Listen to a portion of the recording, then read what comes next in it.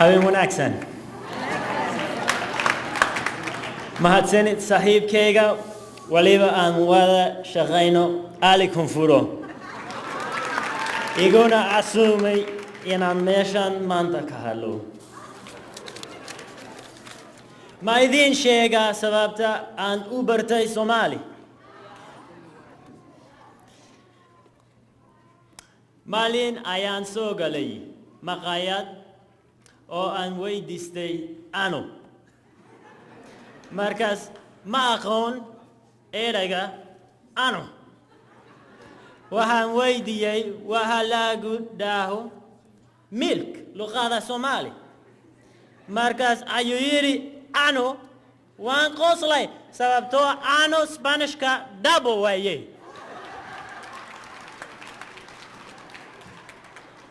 markaas ayaan go'aansaday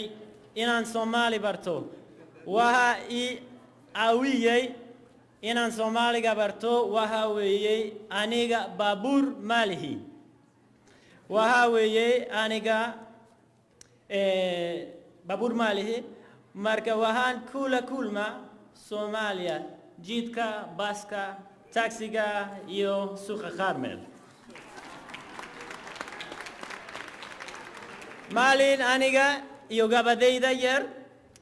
taxi baan saarnay markaas ayay tiri aniga gabadhayda ayay tiri aniga af Soomaali waa aqaan run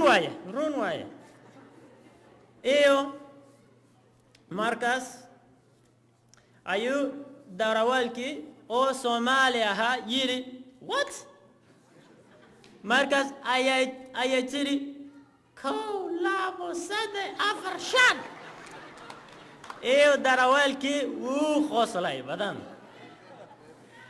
aniga markasta oo aan af Soomaali ku hadlo dadka way qoslaan mararka qaar wahanada suuqa Carmel markaas ayaan intaan gato shaah iyo sambusa ayaan la fariista odayaasha fadhi ku diriirka fadhi wax wanaagsan dhaqanka Soomaali ma jecla inay guriga iska joogaan caafimaadka ayaa ku jira in banaanka loo soo baxo oo la sheekaysto asalkayga waxa weeye Swedish inkasta oo awoowayaashay mar hore ka yimaadeen Sweden wali asalkayga waan jecel yahay sidee darteed Swedish waan ku hadlaa luqada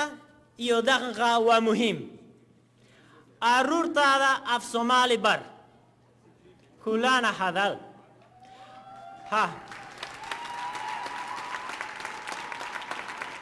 carruurtaada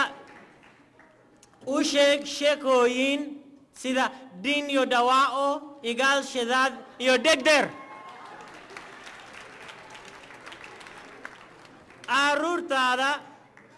carruurtaada mahmaha Soomaali bar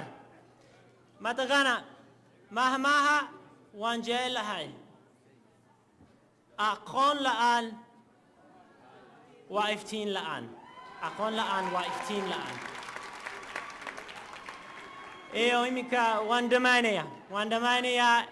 waan heesayaa waxyar heestan waa manta waa maalin weyne manta waa maalin weyne manta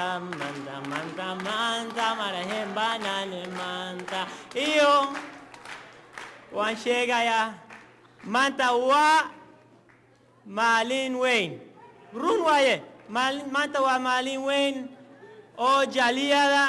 Soomaaliyeed isku yimaadeen